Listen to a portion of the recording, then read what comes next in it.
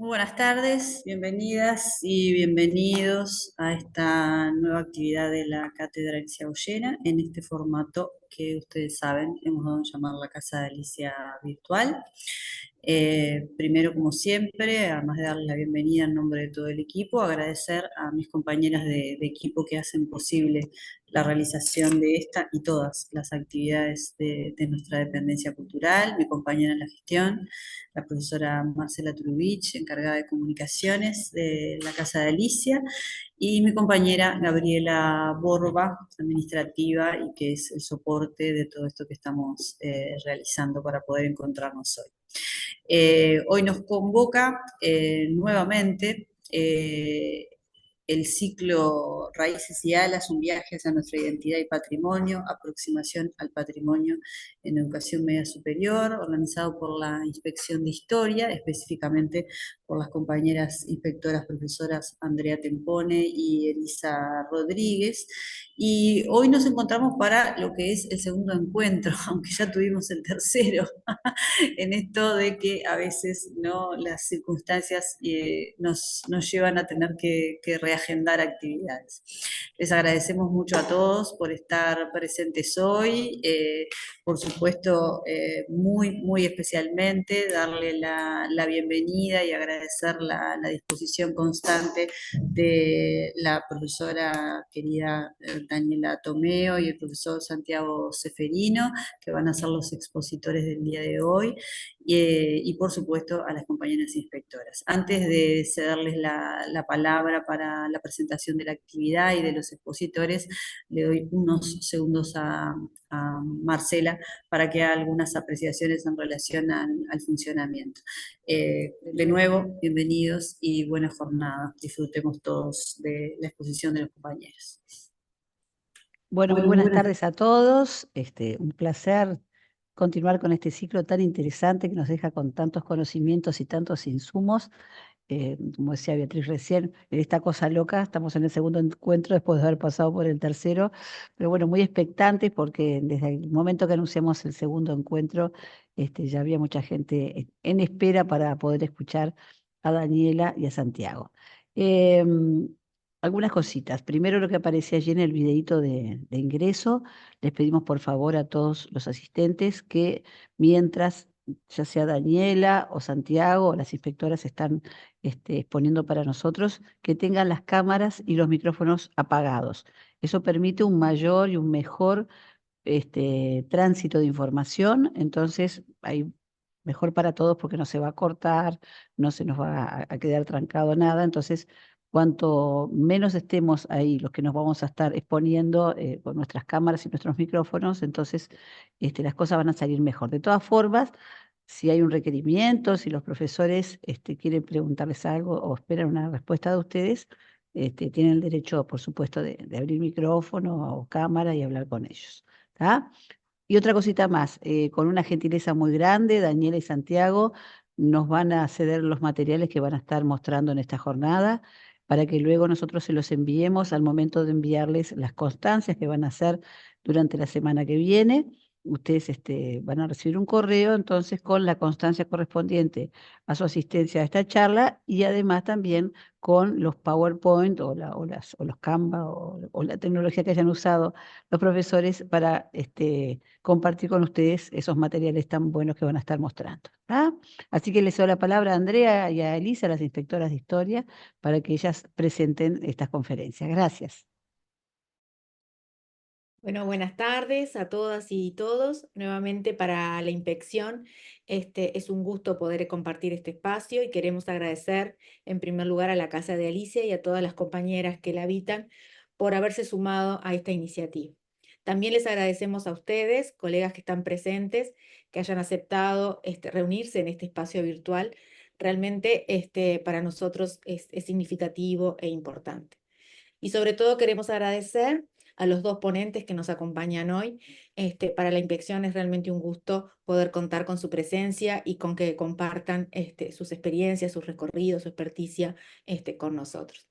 Sin más preámbulos, voy a presentar a la primera disertante. Daniela Tomeo es profesora de Historia, egresada del IPA, licenciada en Historia por la UDELAR, maestranda en didáctica de la historia por la Universidad CLAE y a su vez está terminando su doctorado en historia en la UDELAR.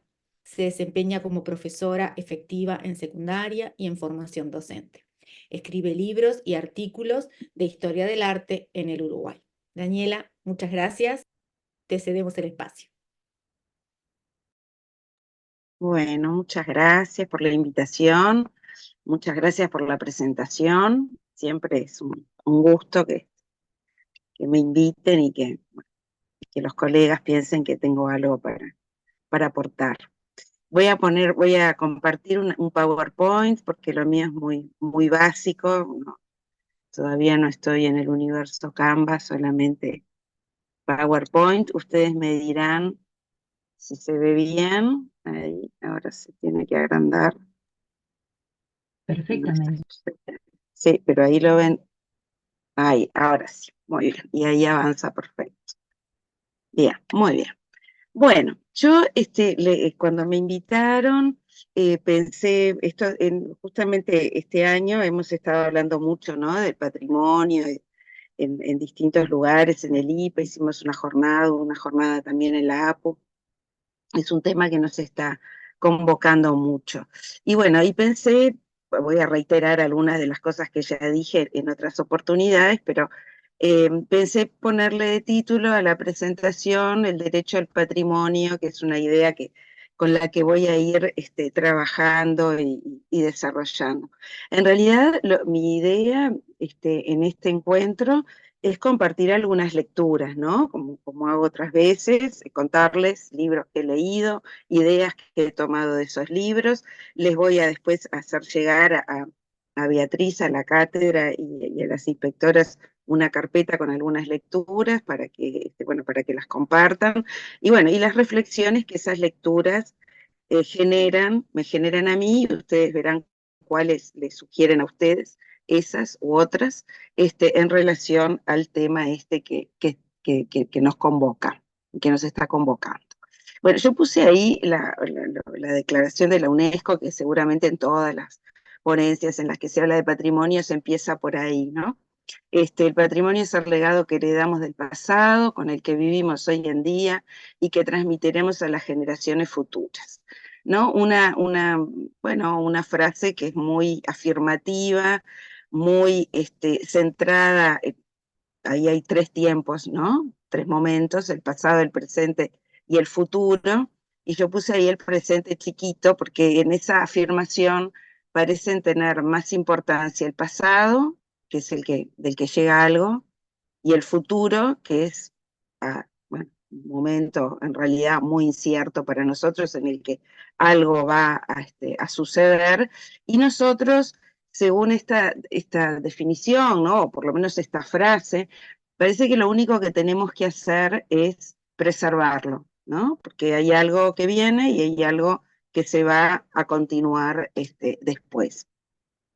Esa idea del presente como custodio, bueno, me hace acordar, ¿no?, justamente porque es un poco diferente a lo que plantea Orwell.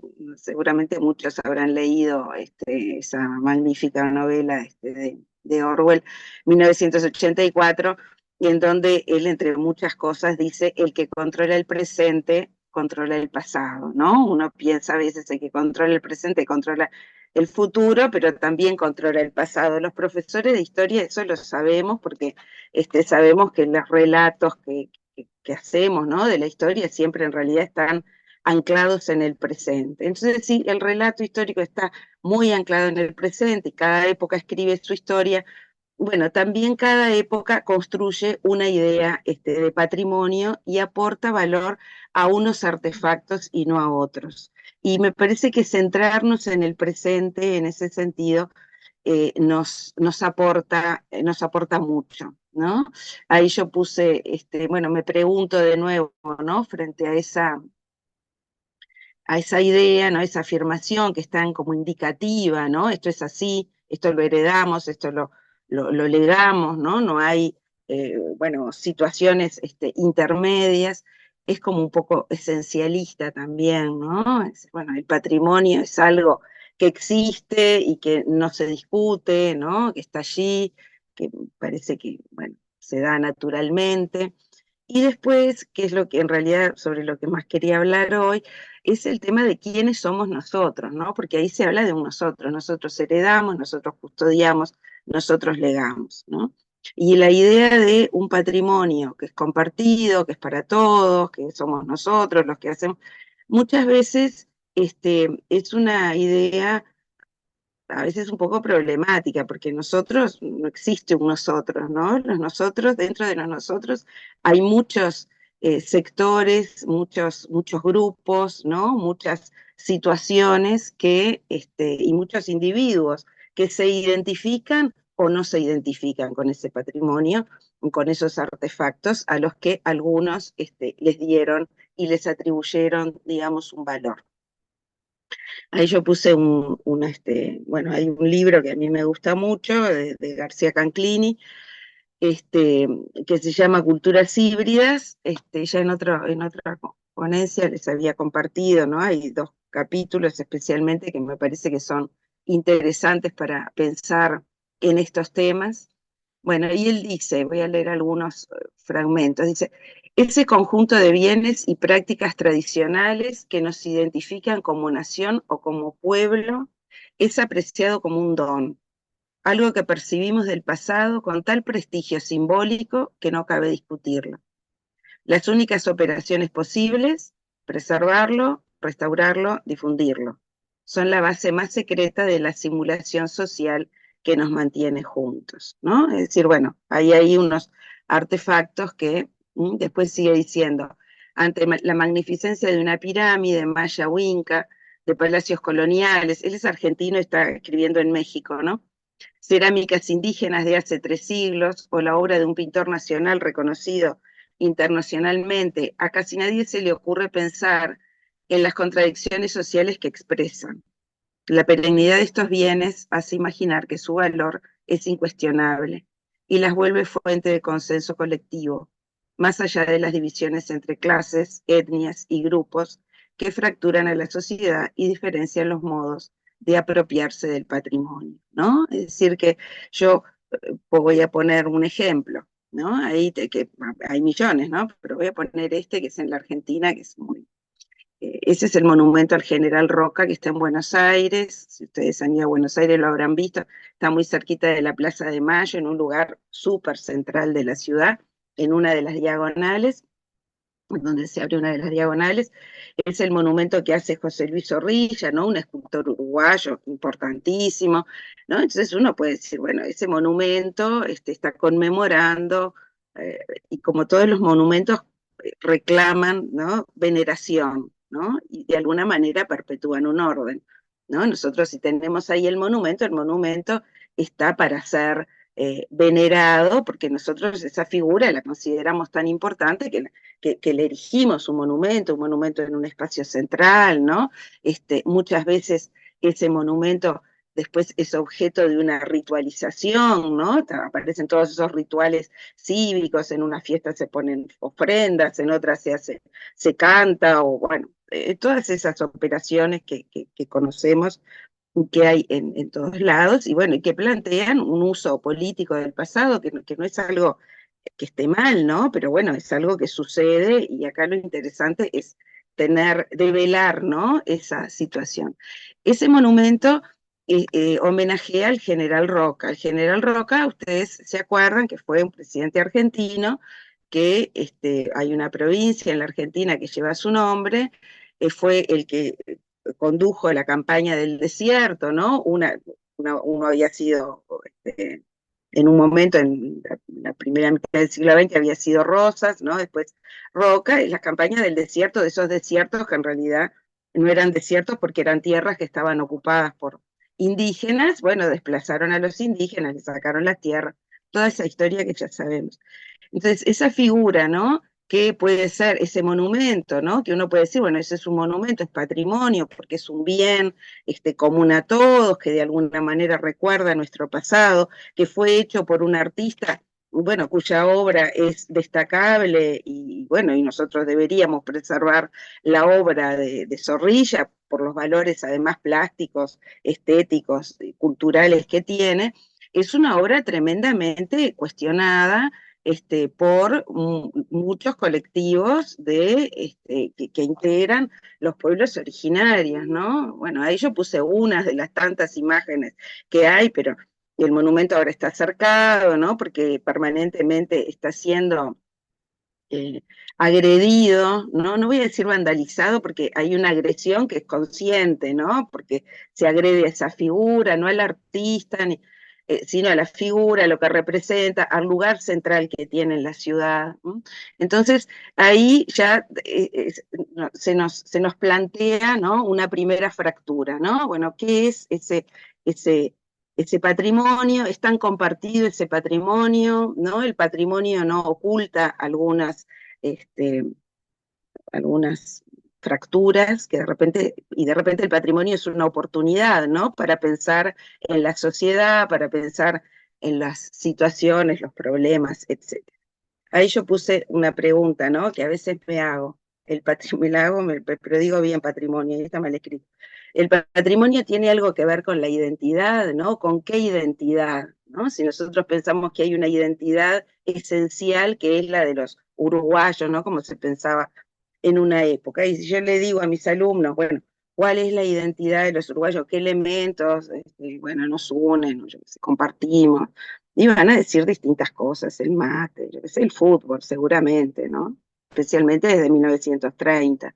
Y ahí el afiche del Mundial de Fútbol y bueno, y toda la trayectoria y el vínculo que nosotros tenemos socialmente, ¿no? Con el fútbol en el Uruguay, que es un elemento aglutinador, la selección uruguaya, bla, bla, bla.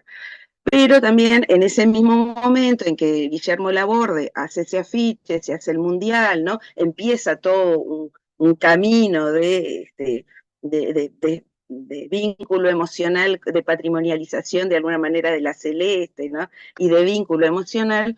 Torres García, ¿no? Que también está preocupado en los años 40, ¿no? Que el lapso no es demasiado lejano entre Laborde y García, eran contemporáneos. Torres García también dice, bueno, pero acá tenemos que hacer un arte del sur, una escuela del sur, ¿no? Está buscando elementos comunes, identitarios, que vinculen el arte nacional con el arte americano antiguo, con el arte precolombino, etc. Y bueno, hay intenciones, ¿no? Hay planteos, pero después cuando hay que bajar, ¿no? Decir, bueno, a ver, ¿cuáles son esos elementos comunes? Dice, por ejemplo, Torres García, por ejemplo, ¿tiene que ver nada con nosotros el fútbol? Y si se mira lo que tal juego añade a nuestro país, no ya el carácter, sino en cualquier otro orden, veremos que da 0. Pero dejemos esa cuestión por vidriosa, ¿no? Ya se da cuenta que es complicada, ¿no? Es decir, un elemento que aparentemente podríamos decir, bueno, es casi un patrimonio inmaterial de los uruguayos, ¿no? El fútbol, la celeste. Sin embargo, bueno, para algunos lo es y para otros no lo es. Ahí puse otro ejemplo que me plantea otros problemas. Esa columna ustedes la habrán visto, está en la Facultad de Arquitectura, ¿no? Originalmente cuando se inauguró estaba al lado izquierdo de la escalinata, ahora está a la derecha. Esa columna, bueno, está ahí prácticamente desde que se funda la facultad, no se funda la Facultad de Arquitectura, desde que se crea ese edificio, se inaugura en los años 40, a fines de los 40, y tiene la columna del templo de Yemila, ¿no? Esa columna pertenecía a este sitio arqueológico, que es un templo que está en Argelia. Argelia, en el momento en que esa columna se retiró de ahí, era colonia francesa, ¿no? Y nosotros sabemos lo dura que fue la lucha por la descolonización en Argelia, ¿no? Los argelinos pelearon mucho para liberarse de los franceses. Y en los años 40, los franceses, bueno, que tenían una muy buena relación con el Uruguay, ¿no? El Estado uruguayo, con Francia, siempre muy buena relación, y especialmente durante la guerra.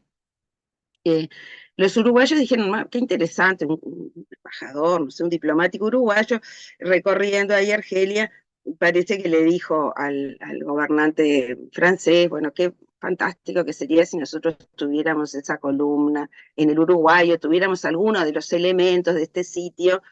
Entonces, bueno, termina la guerra, en los que se inaugura, que son discursos que da el embajador de Francia, están si ustedes se fijan, la revista de la Facultad de Arquitectura, en el número 1, publica esos discursos de los diplomáticos, pero también de Craboto, ¿no? Que era el director el decano de la Facultad de Arquitectura, y todos aplauden y dicen, qué maravilloso, qué fantástico, es pasar para los arquitectos, tener esta obra que de alguna manera los va a inspirar, no sabemos exactamente cómo, pero tener la columna va a ser inspirador, y además esto nos habla de la relación entre Uruguay y Francia. Entonces yo pregunto, esa columna, ese artefacto, ¿es patrimonial para quién? Si yo lo rompo, me van a decir, no, ¿cómo va a romper yo, Daniela Tomé, uruguaya, montevideana, ¿no? Voy y agredo a la columna, van a decir, no puedo hacer eso, porque eso es patrimonio, eso es un bien de todos, vamos. Pero es un bien nuestro, es un bien de los argelinos, es un bien de los franceses, es un bien de los romanos, también podría venir un romano y decir, bueno, pero acá todo esto lo hicimos nosotros. Después ese sitio arqueológico quedó abandonado porque a los argelinos no les interesó nada de lo que pasaba con esos lugares. ¿Me explico? Entonces, los objetos que esas ideas, ¿no? O esos artefactos, creo que lo interesante de eso es complejizarlos y ver todos los relatos y los cruces y las apropiaciones que distintos sectores sociales o distintas culturas o distintos momentos históricos construyen en relación a ellos, ¿no? Porque si nosotros estamos de acuerdo en que el bien en sí mismo no emana ser patrimonio, sino que es patrimonio porque nosotros le atribuimos un valor, le atribuimos en un momento un valor, me parece que lo interesante es ver, bueno, qué pasa con quiénes somos nosotros, qué piensan los otros, quiénes son, en otro momento qué valor se atribuyó, etcétera, etcétera. Ahí hay dos libros que a mí me resultan hermosos, especialmente el de Grusinski. Esta es otra historiadora, Lynn Hunt, la descubrí hace poco y solo leí ese libro. Es una norteamericana que se dedica a historia de Francia. Bueno, y dice, bueno, son libritos pequeños, ¿no? Se llama ¿Por qué importa la historia? El de ella y el de Grusinski, que es un historiador francés también que trabaja mucho en México, se llama ¿Para qué sirve la historia? ¿No? Y yo pienso, la historia vinculada, ¿para qué sirve la historia? ¿Para qué sirve el patrimonio? Porque a la enseñanza de la historia muchas veces se le piden cosas que tienen que ver con la construcción de la nación, ¿no? Con la identidad, se le han pedido esas cosas. Y ahora se le piden muchas de esas cosas al patrimonio. Entonces, me parece que pensar en para qué sirve la historia también nos ayuda a pensar en esa otra dimensión patrimonial. Por ejemplo, dice esta historiadora, dice, la gran mayoría de la población está compuesta por ciudadanos pertenecientes a identidades llamadas estados, pero incluso como ciudadanos de un estado o de una unión más amplia como la Unión Europea, cada uno de nosotros posee también otras identidades con su propia historia. Contamos con identidades locales como la familia, la vecindad, la etnia, el sexo, la sexualidad, la religión o cualquier otra cosa que creamos que define quiénes somos, ¿no? Y en esa definición de lo que nosotros somos, lo que yo creo que a mí me define, de pronto no es lo mismo que al que está al lado, y con los objetos a los que yo les atribuyo ese valor, de repente no son los mismos que los de mi vecino. Y ese tema creo yo que es especialmente importante en este momento, para nosotros que somos profesores, en este momento en que estamos trabajando con poblaciones en donde tenemos clases en donde, bueno, hay un porcentaje enorme de chiquilines que no son uruguayos, ¿no? Mi nieta el otro día me decía que en la escuela de ella hay 200 alumnos y 70 son peruanos, cubanos, venezolanos, ¿no? Entonces, ¿cómo trabajamos? Eso creo que es lo que nos tenemos que preguntar, ¿no? ¿Qué es lo que trabajamos ahí? ¿Qué patrimonio trabajamos? ¿El de los uruguayos? ¿El de los peruanos? ¿El de los venezolanos? Bueno, o capaz que ninguno, no sé. Esa es una preocupación que tiene Grusinski, ¿no? Que yo se la leí a él y me pareció maravilloso. Uno a veces tiene que leer a alguien para que ahí le caiga la ficha de decir, bueno, acá esto me pasa a mí. Me pasa a mí, yo tengo pocos alumnos extranjeros, pero en general 2 o 3 por clase tengo, ¿no? Y bueno, en algunos liceos mucho más. Él acá en ese libro cuenta esto que le pasó. Él había ido a un liceo en una ciudad de Francia como estudiante de liceo, en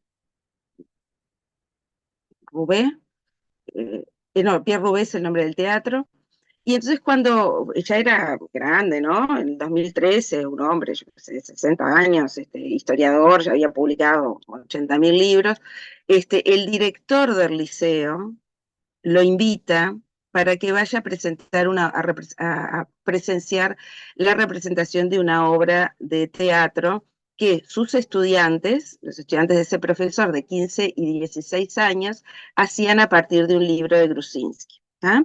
El libro es un libro que se llama El águila y el dragón. Grusinski trabaja el siglo XVI, ¿no? Que es el siglo de la primera mundialización. Entonces él encuentra que trabajar la mundialización del siglo XVI es muy iluminador para poder entender la globalización del siglo XXI, ¿no? Entonces, dice que bueno, que cuando llegó a ese liceo, él no había ido nunca más a la ciudad, o por supuesto no había ido al liceo, ¿no? Se había ido a París, había estudiado en la Sorbonne, después vivió muchísimo tiempo en México, y dice que cuando llegó se encontró con una ciudad que era totalmente distinta a la ciudad en la que él había crecido, y él había crecido en una ciudad en donde todos eran franceses, muchos eran católicos, había fábricas, ¿no? Y cuando llegó se encontró con una ciudad en donde la mayor parte de la población era musulmana, ¿no? Las fábricas habían cerrado, obviamente no eran católicos, la mayoría no eran franceses, pero eran franceses que habían llegado de las colonias, ¿eh?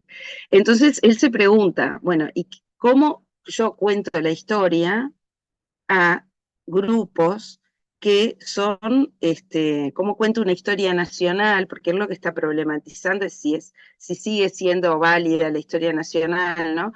La historia contada como la contábamos siempre, la historia del Uruguay, a población y a estudiantes que en realidad sufrieron y son víctimas de esas historias nacionales, ¿no? Porque yo no puedo ir a decir qué grande que fue Francia y la colonización francesa y la época en que Francia tenía tantos, porque le estoy hablando a chiquilines que fueron víctimas de esa situación, ¿no? Y que son consecuencia de esa situación. Entonces dice en una parte ahí del libro, de todo esto el libro de ¿Para qué sirve la historia? Está en internet, o sea que se lo pueden descargar. El Culturas Híbridas también está en internet.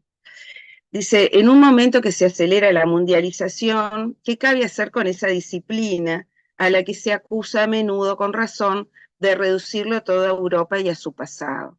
¿Puede aspirar todavía la voz de Occidente a la universalidad? Bueno, ahí está otro problema, ¿no? Si la historia universal es la historia solamente europea, etcétera, etcétera. Son como ideas para ir pensando. Bueno, después dice, bueno, dar primacía a una perspectiva global consiste en centrarse en los vínculos que las sociedades tejen entre ellas, en las articulaciones y conjuntos que constituyen, pero también en la forma en que estos ensamblajes humanos, económicos, sociales, religiosos o políticos homogeneizan el globo o se resisten al movimiento. Los historiadores y los docentes, bueno, entonces, ¿para qué sirve enseñar historia? A mí me encanta ese libro, además porque me parece que es muy poco frecuente que un historiador profesional piense en para qué los profesores de enseñanza media enseñamos historia, ¿no? Porque él piensa en el enseñante, pero es en el enseñante universitario, ¿no? No es lo mismo para mí enseñar historia en París, en Belén o en Princeton, que son las universidades en las que trabaja, en donde hay diferentes legados, ¿no? Y entonces lo mismo, bueno, lo podemos llevar al patrimonio. No es lo mismo la atribución de valor a determinados artefactos cuando yo me muevo en distintos escenarios. Entonces ahí yo lo que invertí fue puse el pasado y el futuro chiquito y grande el presente, porque me parece que está bueno pensar en por qué nosotros hacemos lo que hacemos y no solamente en preocuparnos por congelar las cosas. Y yo sé que estoy exagerando un poco, ¿no? Que nadie congela nada solamente, pero eh, para darle más. Dice, nosotros y nuestras múltiples historias y nuestras múltiples construcciones identitarias. Entonces acá el otro autor al que quería referir es a un inglés, David Harvey, es un geógrafo que escribe, bueno, muchos libros. Este se llama Ciudades Rebeldes, del derecho de la ciudad a la revolución urbana, y él trabaja a partir de otro autor que se llama Lefebvre, que escribió la década de 60 más que nada. Y entonces ellos plantean el tema del derecho a la ciudad, ¿no? El derecho a la ciudad, dicho así, puede querer decir muchas cosas. Puede decir, si yo lo llevo al patrimonio, porque el patrimonio, además, en general, el patrimonio cultural se despliega en el espacio urbano. Entonces la relación que hay entre el patrimonio y la ciudad y el espacio público es muy estrecha. Casi todos nuestros bienes patrimoniales están o en las ciudades o en los museos o en lugares a los que supuestamente todos tenemos acceso, ¿no?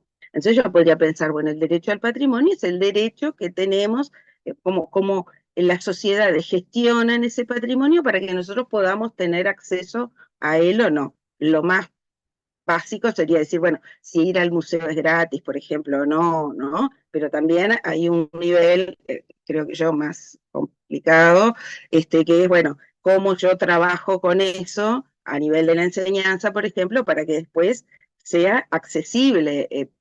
Que está bárbaro que el museo sea gratis, pero si yo voy al museo y todo lo que veo no tengo herramientas para mirarlo, para evaluarlo, para problematizarlo, para pensarlo, para el hecho de que sea gratis no me sirve para nada, ¿no? Entonces digo, el derecho puede tener muchas dimensiones y muchos lugares desde los que yo tengo que trabajar. Pero en realidad ellos cuando se refieren al derecho están pensando en en el derecho que tiene el individuo, ¿no? El vecino, el ciudadano, de intervenir y de resolver qué es lo que es patrimonio o no es patrimonio, ¿no? Es decir, que los que atribuyen valor no sean solamente algunos sectores, sino que sea la comunidad, ¿no?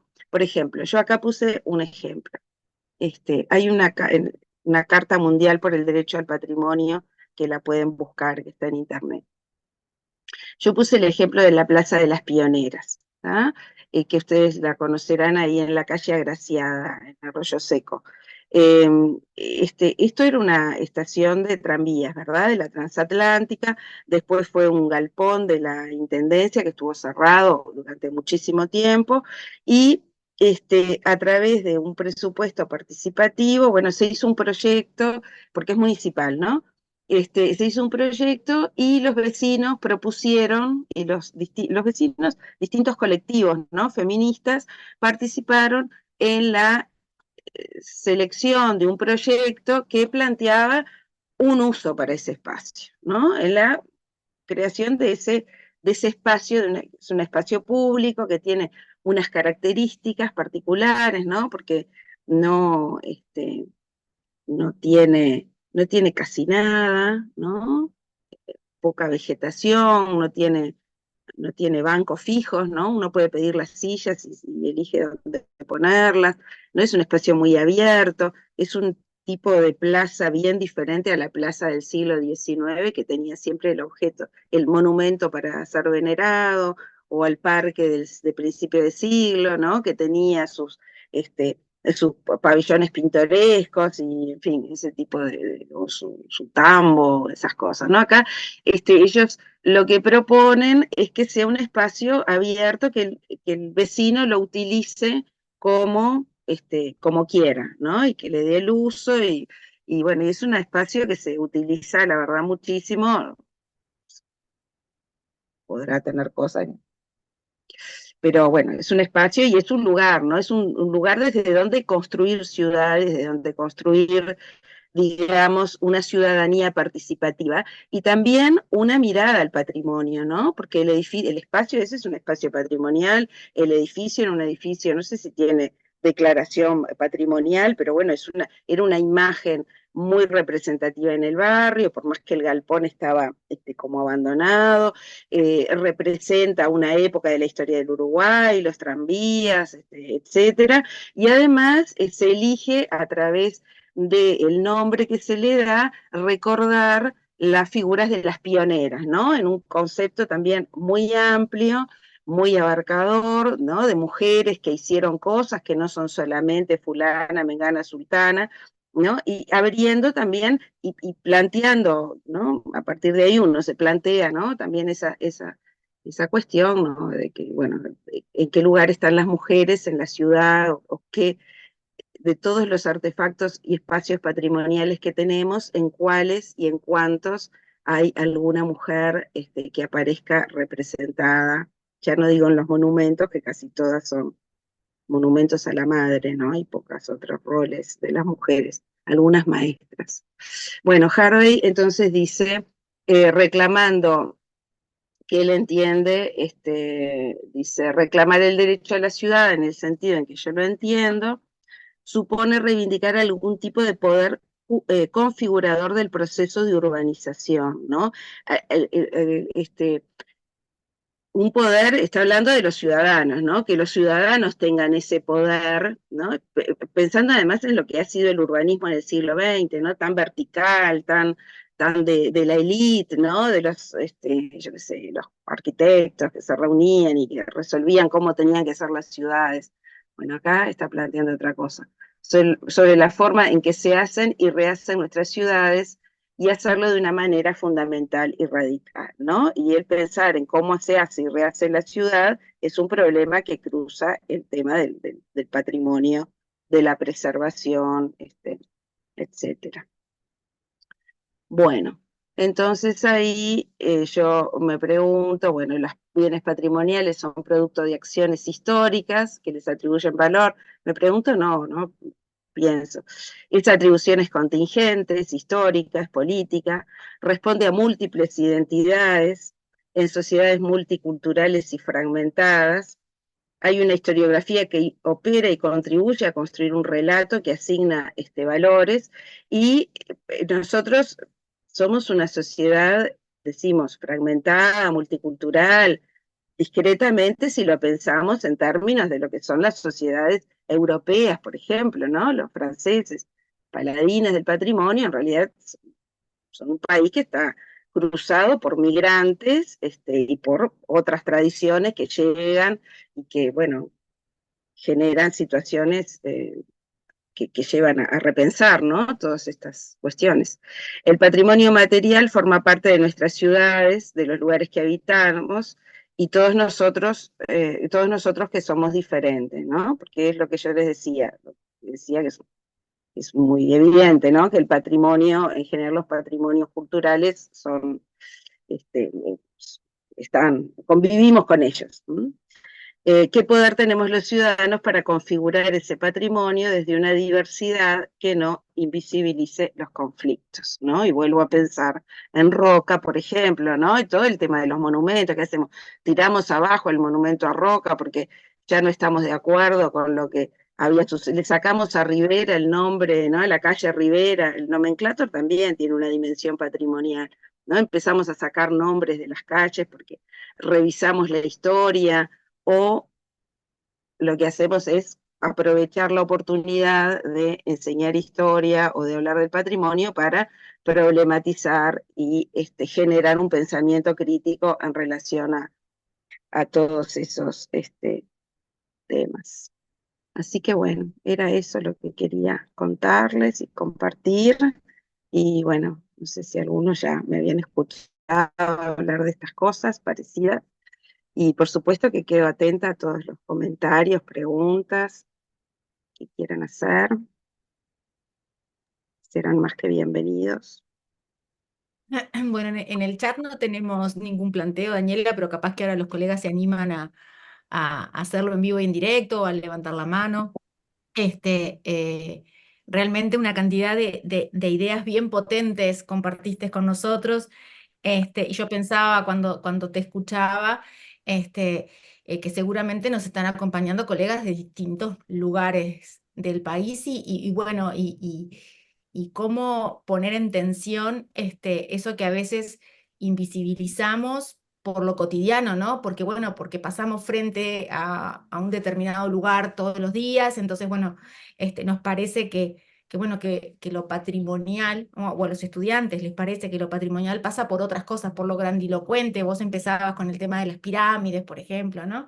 Y bueno, y redescubrir toda la riqueza que tiene cada uno de los puntos del país para trabajar desde lo local y desde la cercanía en esto de, bueno, ¿qué es para nosotros hoy patrimonio? Porque en realidad, cuando pensamos en esos estudiantes que tenemos, ¿no? 15, 16 años, seguramente les deben de pasar otros sentimientos por dentro que no necesariamente es la del mundo adulto. Entonces, empezar a construir desde lo que a ellos les es importante, nos parece que, bueno, que el curso de patrimonio nos da una preciosa oportunidad para construir con ellos, ¿no?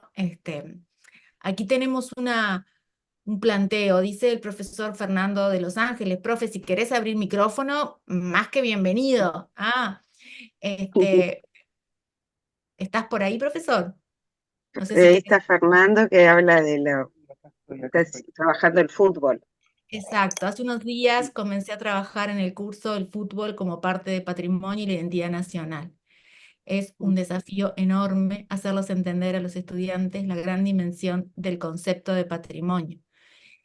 Y sí, porque, bueno, no necesariamente lo habían trabajado, lo habían abordado, entonces nos puede pasar.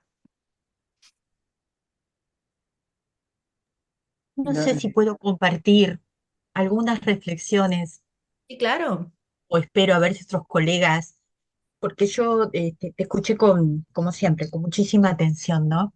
Y me gustaría poner el foco en el potencial de esta disertación que compartiste, en el sentido de todas las posibilidades que genera el abordar este tema en el aula de historia. Va, en el aula de historia, no, perdón, esa es mi deformación. En el aula, ¿no? En clase con los chiquilines. Porque, mira, sin decirlo, se dijo, eh, problematizar el trabajo con los objetos patrimoniales como herramientas que fueron utilizadas a lo largo de distintos momentos, ¿no? Y en distintos escenarios, herramientas que tuvieron un uso político, ¿no? Y una apropiación de un uso político del pasado. Para reclamar, dijiste tú, veneración y perpetuar un orden que en este momento está en tensión, porque con eso justamente cerrabas, el urbanismo del siglo XXI se rige por lógicas muy distintas, ¿no? Al urbanismo del siglo XX, del siglo XIX y de otros, ¿no? Donde hay otros grupos que reclaman protagonismo y presencia y bueno, y otras sensibilidades que cuestionan el uso, ¿no? Que se ha hecho de los espacios públicos. Y ahí uno visualiza el entorno, primero el tema de las distintas capas de significado que hay sobre un mismo territorio y que hay en relación a un objeto patrimonial. Y me preguntaba, ¿y los sitios de la memoria? Este, ¿Son nuevos formatos de objetos o de escenarios patrimoniales? Mirá qué lindo, ¿no? Para trabajarlo desde ese lugar. Y bueno, hay muchos ejemplos, ¿no? Vamos a seguir. Y sobre todo el patrimonio como escenario de conflicto. El tema de la apropiación, no sé a ustedes, yo soy una señora muy grande, me genera muchísimo dolor ver cómo se están demoliendo casas particulares, ¿verdad? Que se está perdiendo un acervo riquísimo, pero claro, obviamente el significado que uno da a determinados edificios, ¿no? Que no son considerados ni fueron titulados ¿no? de valor patrimonial, se están perdiendo, o la citación de distintos significados, las intervenciones que se hacen sobre objetos considerados patrimoniales, que no siempre son bienvenidas, y el tema de la vandalización. Ah, tú Lo que mostrabas pasa, del monumento a General Roca con un cartel que no estaba vandalizando, decía fuera Roca, ya fue, ¿no? Pero también está el tema de la vandalización, porque bueno, no todos le atribuyen valor patrimonial a determinados lugares, a determinados edificios, a determinados objetos, en fin. Este, hay muchas posibilidades, ¿no? Y eso es lo que hace, lo que genera, bueno, la riqueza, los posibles abordajes al tema. Perdón, hablé más de lo que pensaba. te silenciaste, Elisa, te Sí, me silenciaste. silencié a propósito Ah, para habilitar a otras voces a hablar.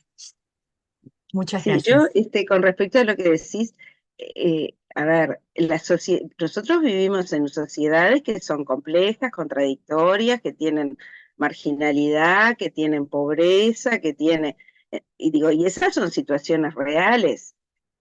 Digo, no sé, yo trabajo en un liceo en donde hay 4 personas que duermen en la calle, en la misma manzana, yo trabajo en el Miranda y tenemos 4 personas que están siempre ahí. Entonces, está bárbaro. El Miranda es un liceo hermoso, tiene una obra de Horacio y de Augusto Torres, no fue declarado patrimonio, bueno, pero estuvo a punto de ser declarado patrimonio. Este, para esas personas que son ciudadanos uruguayos, digo, ¿qué valor puede tener el Liceo Miranda o nada? ¿No? Entonces, yo creo que todos esos son aspectos que nosotros, bueno, de los que tenemos que ser conscientes, ¿no? Cuando decimos el patrimonio es de todos, bueno, en realidad no es de todos. Y no todos lo vemos igual. Y cuando se tiran abajo las casas, como decís tú, es cierto, de repente decimos qué terrible, pero a veces lo más terrible es la calidad de vida de los ciudadanos que se empobrece, no solo el artefacto que se pierde, porque a veces por preservar un artefacto eh, le sacamos calidad de vida a los ciudadanos, ¿no? Yo pienso, por ejemplo, en los murales del Sembois, ¿no? Los murales del Sembois los retiraron, bárbaro, los preservaron como artefactos, pero ¿dónde están? Están en la Torre de Antel. Yo este año con mis alumnos pude ir con un grupo, después de llamar muchas veces. No es fácil acceder ahí. Y además, ¿por qué están en la Torre de Antel cuando eran obras que estaban hechas para un hospital, que enriquecían la vida de las personas que estaban ahí internadas y que siguen estando, porque eso sigue siendo un hospital, Perdieron, ahí que está el está en un sentido, lugar que no es finalidad. céntrico, que no es el centro de Montevideo, ¿no?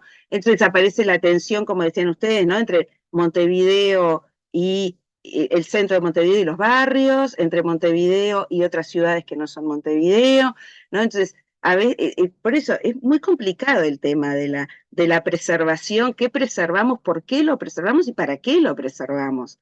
Porque a mí me gustaría que las casas que había en la Rambla siguieran estando para que la gente pudiera disfrutar de una tarde de sol que no pueden hacer, porque es tristísimo pasar por la Rambla, porque los edificios proyectan una sombra horrible, ¿no? Entonces, la pérdida de los bienes materiales no es solamente por el bien en sí mismo, sino por la dimensión que tiene y a veces el impacto en nuestra vida cotidiana, ¿no?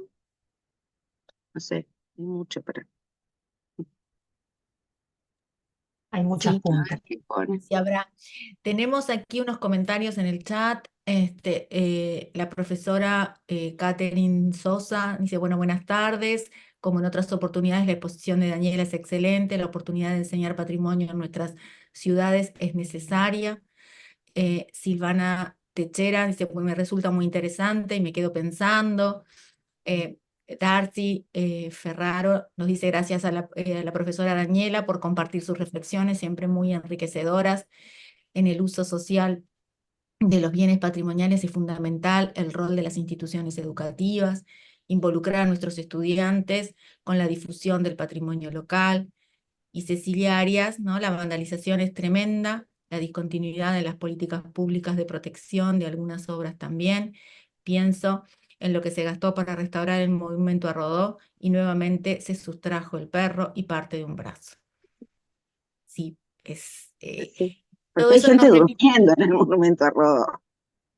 y todo eso nos remite a algo que vos decías hace un rato, Daniela, que es el tema del conflicto, o sea, que el conflicto viene de la mano con el patrimonio porque tensiona muchísimas cosas. Entonces, bueno, quizás trabajar o una de las líneas de abordaje puede ser esa, ¿verdad? En la clase de patrimonio, ¿no? Hacer visible el conflicto y abordarlo. Agradecemos muchísimo también los aportes desde la bibliografía, que siempre nos nutre y está más que genial ponernos en contacto con nuevos autores y con nuevas miradas. Em, no sé si hay alguna otra pregunta, comentario.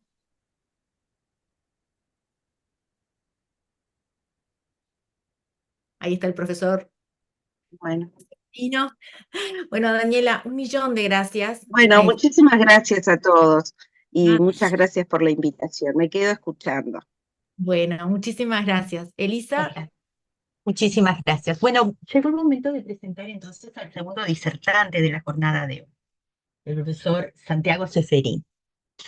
El título de la ponencia del profesor Ceferino será Diferentes estrategias y metodologías pedagógicas para enseñar y divulgar el patrimonio.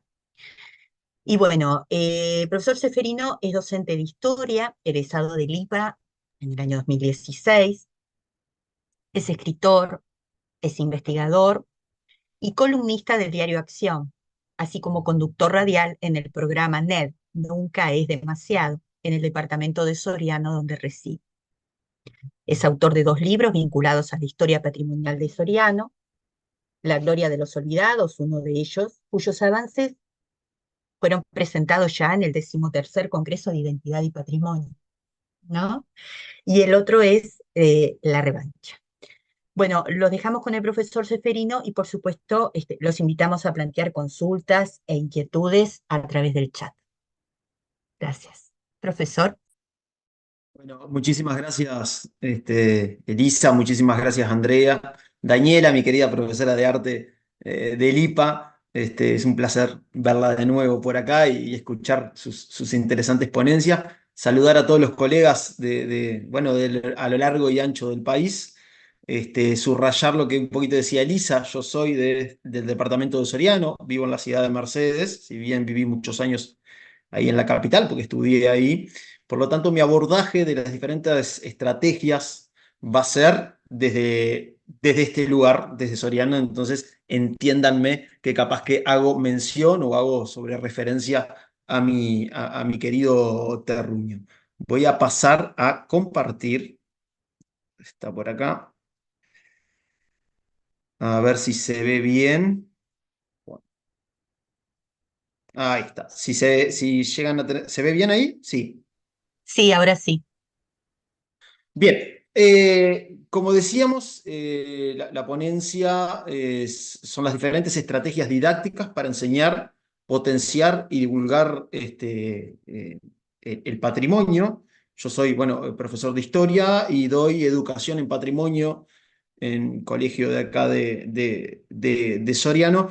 Por lo tanto, en lo que se va a basar mi ponencia hoy son en las experiencias que he ido recogiendo este año en educación en patrimonio, pero también quiero decirles que creo que toda la vida trabajé en educación patrimonial con mis alumnos de ciclo básico porque como eje transversal siempre di historia local, porque me parece fundamental que partir de la premisa de que, un poquito lo que decía Daniela, esto de problematizar el patrimonio, de que para conservar el patrimonio el adolescente tiene que conocerlo. No es lo mismo contemplar algo patrimonial que entenderlo, apropiarse, tener un sentido de identidad y cuidarlo.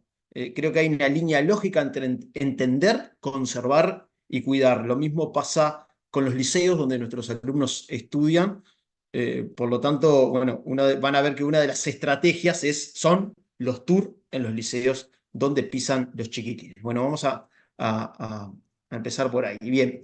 ¿Qué se pretende un poquito con estas estrategias o dónde uno intenta hacer foco en educación patrimonial, en educación media básica superior y en ciclo básico? Es partir también de esta premisa, ¿no? La educación en patrimonio está más afuera que dentro del aula. Y ahí va la primera gran invitación a los colegas, ¿no? A apropiarse de la ciudad, apropiarse del barrio, apropiarse de los lugares públicos y salir a recorrerlos. La historia se toca, y cuando la historia se toca en algunos chiquilines, como intentaré demostrar, por lo menos desde mi perspectiva, hay cosas que cambian totalmente cuando uno los saca del aula. Con esto no quiero decir que hacemos afuera del aula dando clases, pero sí cuando damos una perspectiva patrimonial o una perspectiva de historia local, es esencial esto de que ellos puedan tocar los lugares donde sucedieron las cosas que uno intenta transmitir en la clase. Otra cosa que se pretende es fortalecer estas experiencias educativas en contacto con los bienes patrimoniales locales, y acá hablo y los profesores del interior me entenderán que uno muchas veces da o cae en esta educación como centro en Montevideo, ¿no? Entonces uno enseña patrimonio y bueno, la ciudad vieja, etcétera, que es hermoso el patrimonio de nuestra capital, pero también descongestionar, descentralizar de alguna forma el patrimonio y que contarles o mostrarles que el patrimonio dentro de nuestras ciudades es bellísimo y se pueden apropiar muy bien de ello. Yo repito, soy de la ciudad de Mercedes, creo que los que conocen esta bella ciudad es un museo de cielo abierto, ya desde la Rambla al centro, y bueno, y acá cerquita tenemos Santo Domingo de Soriano, que se cumplieron 400 años este año, donde también en Soriano tenemos un lema que es aquí nació la patria. Bueno, aquí también nació la parte del patrimonio que enseñamos, porque hay una ruta lógica entre nuestra construcción como nación y nuestro departamento. Y por último, también una de las estrategias que proponemos es inspirar a los estudiantes a explorar, comprender y familiarizarse con la riqueza de la diversidad patrimonial. Ese es uno como de los pilares que entendemos y creemos conveniente llevar. Yo acá lo dividí, a ver si acá se ve bien, sí, en diferentes estrategias. Esta presentación va a hacer mención o va a hacer énfasis en tres grandes estrategias que yo considero válidas en mi corta experiencia en educación en patrimonio, que son de meses, que a mí me ha servido. Y me ha servido porque me he apropiado de diferentes estrategias a lo largo de mis clases en ciclo básico, donde, repito, siempre di educación patrimonial. Capaz que no tenía el título de educación patrimonial, pero para mí era esencial dar historia local, mientras uno en el programa de historia iba dando, bueno, la unidad curricular como de alguna forma se exige y está bien. Como primera estrategia, y Elisa estuvo en una clase mía, así que puede hacer mención de eso después. Como primera estrategia es sembrar el terreno de la curiosidad. Un alumno que uno no le toque la curiosidad es muy difícil, al menos que ya venga innatamente curioso con cosas que ha leído de su casa, pero que el profesor de historia o el profesor de cualquier asignatura, hablo a mis colegas que seguramente son la mayoría, el profesor de historia que sabe o entiende cómo tocar la varita de la curiosidad del alumno, yo creo que después puede descansar y esperar resultados. Diferentes estrategias, esto para lo que yo llamo latiguillos históricos o para sembrar el terreno de la curiosidad, porque cuando uno siembra la curiosidad, después los frutos que cosecha y recoge son espectaculares y bueno, y no los voy a decir yo, se los voy a intentar demostrar acá. Una de mis estrategias, tengo varias, no quiero aburrirlos, así que hice un recorte de las que a mí más me sirven, las que a mí más me motivan y a la que a mis alumnos más les gusta, que son, esto se puede usar en clases, en unidades curriculares diversas, ciclo básico, pero también en educación en patrimonio, que son los sabías qué. Antes de cada clase se pasa la lista y se cuenta un sabías qué. Una curiosidad de la historia, algo que no está en los libros de historia, que no lo pueden encontrar. Algo que por ahí el programa de historia no exige que sepan, porque no es algo esencial, neurálgico, capaz que en el programa de historia, pero es eso que marca una diferencia. Es eso de aquello que no se van a olvidar, que capaz que no está en un libro de historia, es eso que hace que la historia la tengan en sus manos y le den eso que hablamos de historia significativa. Por ejemplo, hoy di clases yo todo el día, de mañana, y les cuento qué tiene que ver los meses de junio y julio, perdón, de julio y agosto con el Imperio Romano. Entonces, ¿cómo asocian eso con Julio César y el primer emperador de Roma, Octavio Augusto? O sea, ¿cómo la historia llega hasta el día de hoy? Ahí, por ejemplo, tienen una curiosidad, un sabías qué. Y después, bueno, acá yo tengo una carpeta con más de 300 sabías qué, y tenemos un Instagram que después es @historiando64, 64 con números, donde hay una carpeta en historias destacadas, aquellos que usen el Instagram, hay una carpeta con historias destacadas donde están absolutamente todos los sabías que ustedes pueden usar también en sus clases, porque no todos son de historia local. Y acá les adjunté tres, simplemente tres. Tengo más de 300, pero por una cuestión de tiempo adjunté estos entendiendo que acá hay colegas de todos lados. Por ejemplo, esto de cuando uno de Egipto y cosas que cuestan, que nuestros chiquilines, esto de la temporalidad, esto de las coordenadas de la historia, de tiempo y espacio, muchas veces cuando están en séptimo, incluido cuando están en cuarto año y tienen educación en patrimonio, como que la temporalidad se les va, ¿no? Entonces, estos sabías que uno los da rápido y puede entrar con otra dinámica a la clase. Ya la clase queda preparada. Por ejemplo, ¿sabías qué? De las pirámides de Egipto, que para hacer mención o alegar que son muy viejas, hay que darle esta comparación con su tiempo, ¿no? Los romanos están más cerca en el tiempo de nosotros que lo que estaban los egipcios cuando hicieron las pirámides. O Cleopatra estaba más cerca de la creación del último celular que de la construcción de las propias pirámides en Egipto. Entonces, ello, si nos sorprende a nosotros, imagínense a ellos, ¿no? Bueno, los símbolos de Bluetooth, ¿de dónde sale eso que usan el Bluetooth? Bueno, son de las runas vikingas, de los reyes vikingos, y eso ya a ellos no les resuelve un programa de historia, pero te miran la historia de diferente forma. Siempre les cuento a mis alumnos esto que también es esto del patrimonio inmaterial, ¿no? Que es tan importante. Van a ver que yo trabajo muchísimo con patrimonio inmaterial, que es esto de, bueno, ¿por qué comemos ñoqui los 29? ¿Y por qué ponemos plata abajo del plato los 29? Tiene toda una explicación histórica. O sea, la historia está ahí, hasta en lo que ellos comen. Y eso hace que sea significativa la historia para ellos. O por lo menos como caballo de batalla para entrar a las clases, ¿no? Esto de los Sorianos, bueno, Montevideo también, ¿no? Pero Soriano es un lugar donde las olas de inmigrantes entraron, sobre todo del sur de Italia, en la década del 80 del siglo XIX, y la mayoría de los italianos, como mi tatarabuelo, no llegaba a fin de mes. Entonces los italianos pudientes invitaban a estos italianos menos pudientes a comer pasta a fin de mes y abajo del plato le ponían plata. Entonces hasta, no sé si ya me contarán ustedes si en sus lugares de origen lo hace, pero acá en Soriano eso, la tradición italiana está muy arraigada y esa es la explicación de por qué, bueno, se pone plata abajo del plato los 29 y eso a los alumnos ya para entrar en la clase de historia ya uno está sembrando la curiosidad. Después, como patrimonio inmaterial que está dentro de esta primera estrategia, yo uso mucho el humor. El humor como caballo de batalla para sembrar la curiosidad. Ahí está el loguito de nuestro Instagram, donde estos documentos de prensa, que nosotros recabamos prensa, no solamente los hace quien le está dando la disertación hoy, que soy un ratoncito de laboratorio, paso investigando porque es mi hobby, es mi gran pasión, que se entrevera con mi trabajo muchas veces, pero los llevo a investigar a ellos. Y cuando empiezan a encontrar documentos históricos, es un viaje de ida.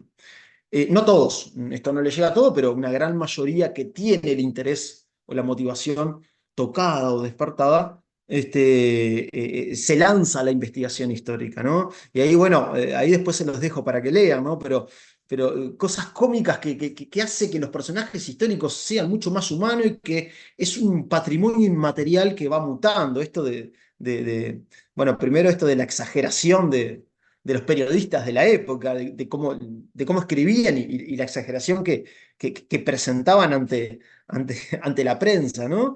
Y después estos avisos cómicos, que yo solamente le adjunté 4, pero tengo más de 50, donde son latiguillos que en clase de historia y de patrimonio se usan mucho. Un estanciero de este departamento, de Soriano, que cuenta con un buen número de primaveras y que para más seña es hijo de la hermosa patria de Dante, italiano, ¿no?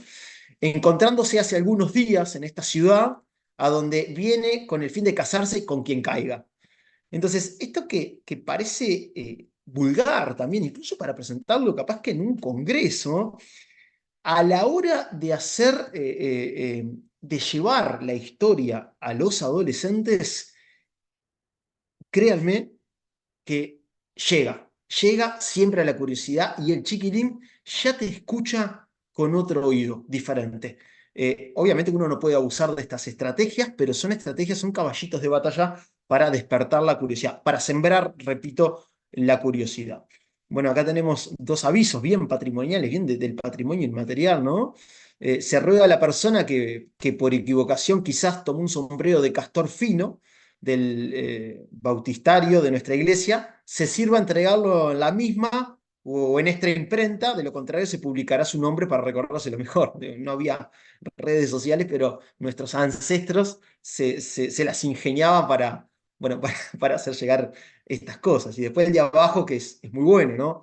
Joven militar de 20 años de edad, ignorante pero sincero, solicita tener correspondencia con señorita de cualquier edad y que radique dentro del país, ni siquiera dentro de la ciudad de Mercedes, dentro del país. Y ahí tienen una foto al lugar donde vamos a investigar, que es el lugar donde yo trabajo, es el museo, es el Centro Histórico y Geográfico de Soriano. Los invito, cuando anden por acá, a visitarlo, que bueno, es la panacea para los investigadores. Y ahí los alumnos van a investigar. ¿Por qué muestro esta foto y no muestro todas las otras fotos que están todos mis alumnos? Porque esto fue un domingo de mañana, cuando yo voy a trabajar al centro histórico, que los chiquilines se acercan con esa pasión a investigar y forma parte de la construcción del patrimonio de nuestra ciudad. Entonces, cuando uno intenta o siembra la curiosidad, después lo que recoge son frutos de sus estudiantes. Esta estrategia número 2 hace mención a algo que yo uso muchísimo en mis clases y que me ha servido mucho, que son las aulas invertidas, ¿sí? A mí me agiliza mucho la clase y entro en su mundo. Yo uso muchas analogías militares, no es que me guste la guerra, es que me gusta la historia de la guerra. Entrar para vencer al enemigo, entrar en campo enemigo y de ahí empezar a atacarlo. Valga la analogía para la parte pedagógica, ¿no? ¿Cómo llegar al alumno? Bueno, entremos en su mundo. ¿Cuál es su mundo? La tecnología, el celular. Las nuevas generaciones cada vez más tecnológicas y los profesores que muchas veces quedamos en el camino. Bueno, hay que entrar en el mundo. Queremos llegarle y tenemos que hacer el esfuerzo para entrar en su mundo. Por lo menos Instagram, que es lo que creo que es una de las cosas más fáciles de utilizar. Cada vez se lee menos, es algo bastante cruel, algo que nos duele a todos, creo. Pero bueno, se escuchan podcasts y bueno, ¿y por qué no ir por ahí? Otra de las estrategias son aulas invertidas, donde el alumno ya llega a la clase. Esto es una de mis estrategias más importantes para educación en patrimonio, en 4º año, que es, bueno, vamos a abordar algo, bien, ya tienen que venir con el tema. Entonces ahorramos tiempo bueno, y se abordan diferentes cosas para hacer un aprendizaje mucho más significativo. Los podcasts de la historia, los que hago yo, que tengo más de 300 realizados y que los trabajo a casi todos, no solamente son de historia local, o si son de historia local, porque ahora se los voy a ir mostrando, si tienen algo que compete a la historia de mi ciudad, también tiene una perspectiva nacional e internacional, de lo macro a lo micro. Entonces, esto lo usan mucho las escuelas y lo usan docentes de diferentes lugares del Uruguay y muchos de Argentina. Acá estamos casi en la frontera con Argentina, donde se usa muchísimo eso. Bueno, y ahí, como nexo para pasar a la otra estrategia, ¿cuál es el impacto que generan los estudiantes? Y ojo con esto, en los demás colegas. Esto es muy importante, porque esto no solamente genera impacto en los estudiantes, sino en las salas de historia. Yo no sé cómo funcionan las salas de historia en sus liceos, en sus zonas de trabajo, pero acá en Mercedes, en Soriano, tenemos una linda sala de historia donde hay amistad entre colegas y trabajamos como un ejército espartano, como todos uno al lado de otro. No todos, ¿no? Pero bueno, en la gran mayoría damos criterios y trabajamos juntos. Y hay un contagio, hay un efecto derrame, no por mí que hago esto, sino porque hay excelentes colegas que su efecto derrame pedagógico llega a otros colegas y realmente hace muy bien. Entonces, este tipo de cosas no solamente contagia al alumnado, sino que también a los docentes. Bueno, y ahora vamos a demostrarlo con algunas cosas que les quiero contar. Pero siguiendo con esta estrategia número 2, ahí tienen algunos podcasts de los cuales uno los realizó con mucho cariño y llegan y despiertan una curiosidad en el alumno que es sorprendente y que uno cuando va cansado a veces a dar una clase, que esto nos debe pasar a todos, esa curiosidad de los chiquilines a uno lo renueva. Por lo menos a mí me sucede eso. eh, que es algo increíble también, que me parece que si bien no compete al tema que estamos dando, es algo a trabajar, porque cuando uno ve resultados positivos de sus alumnos, a uno le colma las expectativas y lo rejuvenece de alguna forma, académicamente hablando.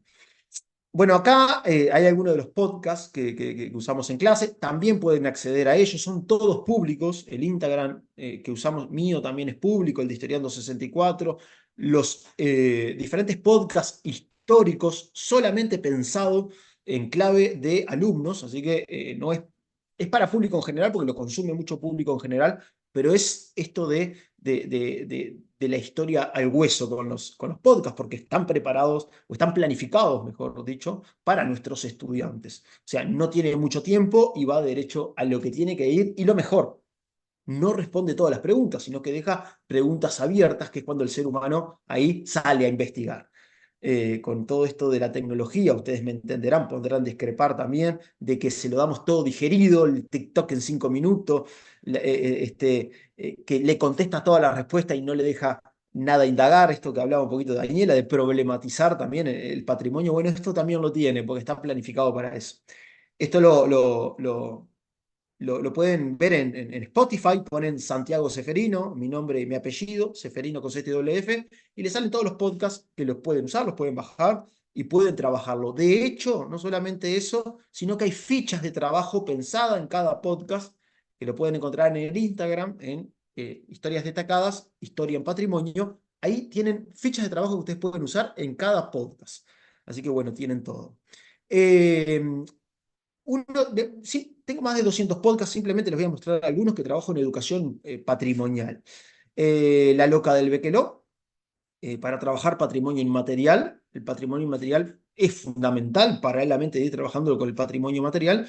La Loca del Bequeló, bueno, no sé si es muy conocido, es una mujer que se volvió loca, entró en un estado de depresión por haber perdido a su marido y a su hijo en la Guerra Grande. Es la visión femenina de la guerra y es un alegato antibélico muy bueno, donde a los chiquilines les llega la parte humana de los personajes históricos. Algo que a veces se nos va, la tristeza, el dolor, la depresión, la rabia de una mujer de 1840. Es decir, patrones humanos que ellos comparten con personajes históricos que lo hacen empatizar de una forma bastante linda. La historia de los duelos es algo a lo que me he dedicado hace muchísimo tiempo. De hecho, uno de mis últimos libros versa sobre los duelos. Es un tema que a mí siempre me apasionó desde que era alumno del liceo, desde que sabía que iba a ser profe de historia. Siempre dije que cuando me recibiera iba a enseñar esto, sobre todo la historia de los duelos, ¿no? Que sorprende a los alumnos que hasta hasta la década del 90, 1992, el duelo era legal en nuestro país, y siempre uno le da el ejemplo, ¿no? Yo estaba vivo. Yo lo que hice en Soriano fue una recabación de prensa solamente de una década, de la década del 40, y encontré más de 40 duelos. Bueno, en ese podcast que ven ahí, solamente recreo un solo duelo, que es el duelo de Aguirre y Besossi, que era el abuelo del actual intendente de nuestro departamento. Y con ese tipo de podcast no solamente se trabaja el duelo en sí, se trabaja una época, porque se aborda el vallismo, se aborda la parte de la sensibilidad, si le gusta trabajar la sensibilidad, de José Pedro Barrán, esos resabios que quedan de la barbarie a la que hace mención Barrán, se trabajan también en el podcast, y obviamente que tiene su ficha de trabajo como patrimonio inmaterial también.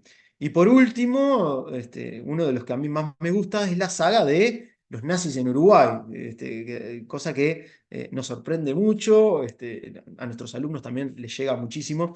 Y bueno, es una tríada de nazis casados en el Río de la Plata, y ahí bueno, aborda la historia de Eber Kukur, ejecutado en Shangri-La, ahí cerquita de Montevideo, la de Eichmann en Buenos Aires, y la de Joseph Mengele, que ahora resurgió todo esto bueno, con las esvásticas que se encontraban allá. Es algo que para dar Segunda Guerra Mundial y dar esto en paralelo, es algo que a los chiquilines les gusta mucho, y bueno, que pueden también encontrar ahí. Después, a ver, voy a ver que se salió esto, no quiero pasarme de la hora, perdón. Ahí está. Bueno, otro de los podcasts que también que hace referencia o menciona al nazismo, bueno, este tipo de preguntas, ¿no? Que todos los años sucede, y los chiquilines se nos preguntan, ¿no?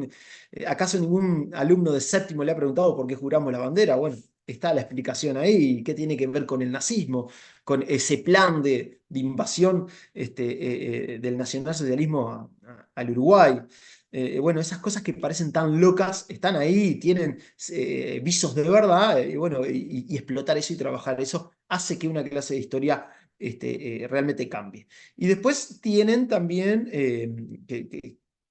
son públicas, se las puedo compartir, están en Instagram también, pero estas fichas de patrimonio las tengo yo, pero se las puedo compartir perfectamente, que es las fichas que tiene cada podcast en educación patrimonial, ¿no? Otro de los capítulos de mi libro, La revancha de la historia, versa sobre la quinta columna nazi en Soriano, cómo la descubrieron, bueno, cómo la extirparon. Y otro de los capítulos, que también hay un podcast, es la pena de muerte, pero es la pena de muerte abordada de forma nacional, de la historia del Uruguay, de cómo fue mutando, bueno, y aborda muchísimos departamentos y se centra en el último fusilamiento en la ciudad de Mercedes, que bueno, hicimos todo un capítulo de un libro sobre eso, que es algo que los chiquilines consumen muchísimo. Ya aprovecho para mostrarles, esto lo encuentran en cualquier librería pública, es un libro cortito que se llama La revancha de la historia, donde tiene todos estos capítulos de historia rápida para entrar en una clase de historia y captar la atención, sembrar la curiosidad. Creo que a eso se trata. Y después, quiero bajar un poquito, como estrategia número 3 es las aulas alternativas. Son las salidas patrimoniales. El patrimonio está en el pizarrón con la parte teórica, pero está cuando uno toca la historia. No es lo mismo contarle la historia en mi ciudad del descuartizador de Calle Ituzaingó que ir a la casa donde sucedieron los hechos. Cambia totalmente. El chiquilín se apropia de ese lugar patrimonial, se apropia del patrimonio. Y cuando se apropia del patrimonio, ahí es cuando empieza a conservarlo. Empieza a participar, empieza a enseñar, empieza a generar un sentido de pertenencia. Y esto, profes, no solamente lo digo con lugares de la ciudad, sino con los liceos. Por eso estamos escribiendo tour de los liceos de acá, a los nuevos que entran, y créanme, no en todos, pero que a los que les llegan, la conservación de los lugares patrimoniales cambia, porque creo que la premisa va por ahí, ¿no? Enseñar patrimonio para que ellos se apropien y conserven. Bueno, ahí tenemos una serie de tours, tenemos muchos tours. Me he dedicado estos últimos años a escribir los tours, y bueno, y a llevarlos no solamente a mis alumnos, sino que al público en general. Esto empezó como un granito de arena hecho para alumnos y se desbordó totalmente, se desbordó, y bueno, les puedo decir que ahora recibimos grupos de todos los lugares del país, casi todos los lugares, liceos, sobre todo colegios privados, y hacemos diferentes tours por Mercedes. Se hace turismo patrimonial en Mercedes. También invitarlos a que vengan con sus grupos. Para la educación pública es totalmente gratis, hay que coordinar, pero bueno, tiene algún precio para la educación privada. Y ahí abordamos diferentes tours. Por ejemplo, Mercedes Histórica, el de mataron a Iriarte Borda. Iriarte Borda, el único magnicidio de nuestro país, asesinado, bueno, era de Mercedes, y acá tenemos hasta la máscara mortuoria de Iriarte Borda. El tour histórico por el Liceo Campos, que es el liceo departamental, donde sucedieron muchísimas cosas, donde hay patrimonio material, pero sobre todo mucho patrimonio inmaterial bueno, que los chiquilines no tienen, no deben perder esa parte. Y después lo que es la Rambla de Mercedes. Los que han venido a Mercedes, supongo que habrán visto lo linda que es nuestra Rambla. Siempre cuando hay profe de otros lugares, nunca me atrevo a decir que es la Rambla más linda, porque me matan. Pero es una Rambla hermosa, donde el patrimonio abunda y florece por todos lados. Así que también el patrimonio por la Rambla de Mercedes es uno de los tours donde los chiquilines también se apropian y le cambian la vuelta a la parte patrimonial. También van a ver en Instagram también que esto se lo pueden apropiar ustedes, porque cuando uno produce algo no es para uno, es para el que lo quiera agarrar.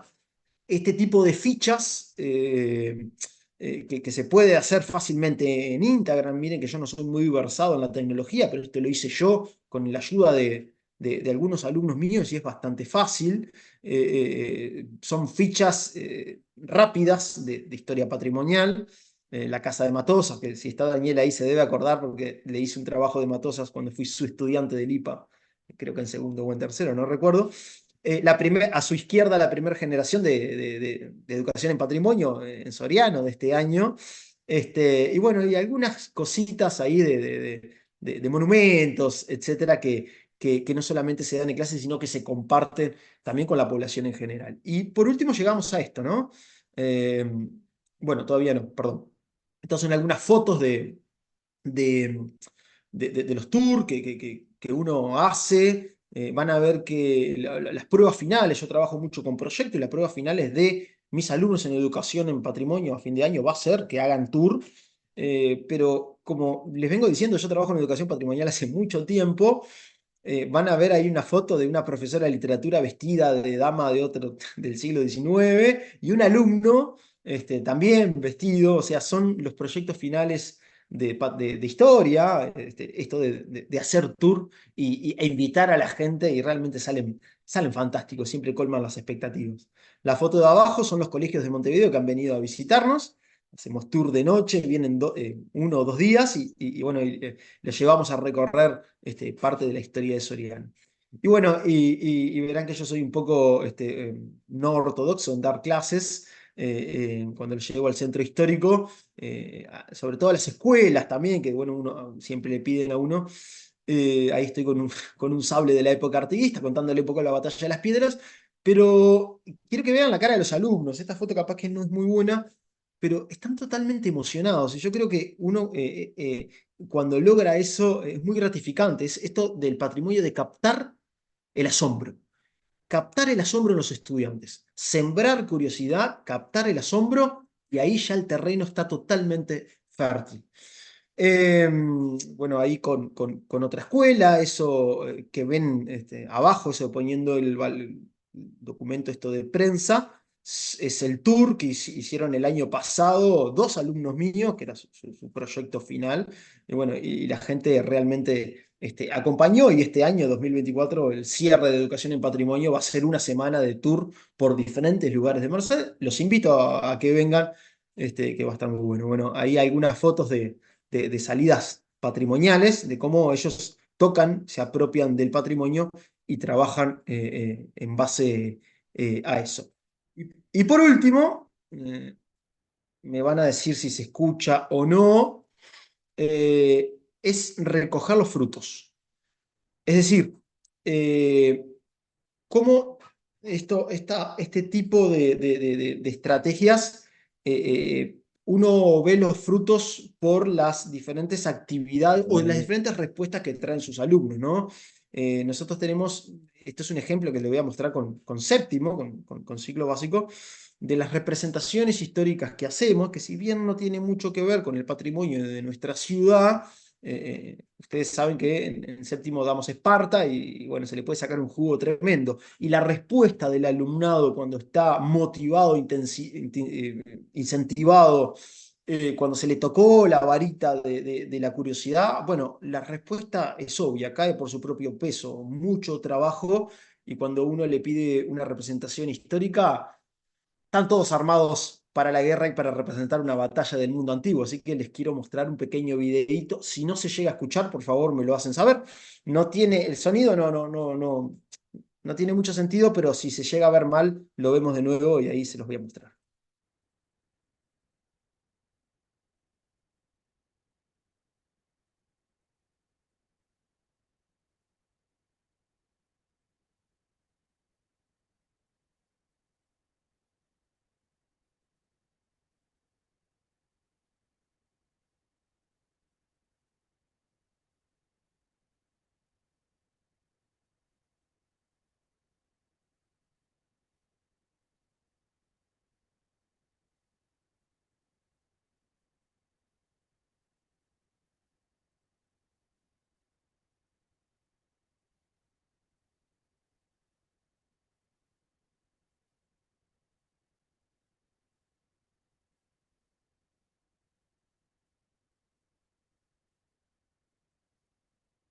Bueno, espero que se haya escuchado. Y que Santiago, no se ¿sí? escuchó, pero no sé si ¿Se querés vio? intentarlo nuevamente. Se vio perfecto, pero no se No, escuchó. No sé, como sí. quieras. Simplemente tenía una musiquita atrás, no Ok. altera el producto. Los videos que habrán visto bueno, es una representación del mundo espartano, y el otro era bueno, un oral vestido de Napoleón Bonaparte. Yo acá les adjunté un solo video, pero tengo cientos de videos porque no lo hace solamente un alumno, también los pueden ver en Instagram y pueden sacar ideas de ahí. Y dije que este tipo de estrategias llega al estudiante. Y van a ver, esto fue el mes pasado. En la izquierda, un alumno de séptimo, dando un oral bueno, de las cruzadas. Y bueno, no tuvo mejor idea que venirse vestido totalmente de cruzado. Y a la izquierda, yo en el medio, y el profesor de geografía al costado y la profesora de biología al otro costado, para darle la introducción al mundo griego, que es lo que estamos entrando, y cuando entramos a un tema hacemos una representación histórica del tema y literalmente nos disfrazamos de eso. Porque también con los profes, cuando se da ese lindo relacionamiento, pudimos fundar, que los invito a venir cuando estén en Mercedes, al CO3, una hermosa sala de historia donde tenemos armaduras, disfraces de todas las épocas históricas, que bueno, que lo usamos, que los padres lo han donado, que lo hemos mandado a hacer, que los chiquilines mismos lo hacen, que los profesores lo hacen, y bueno, también destinamos parte de la coordinación a hacer eso. Es verdad, yo me apropio de todo eso, porque es para la sala de historia y es para mis clases, pero bueno, muchos profes también se prenden a eso. Y después, bueno, resultados como estos, ¿no?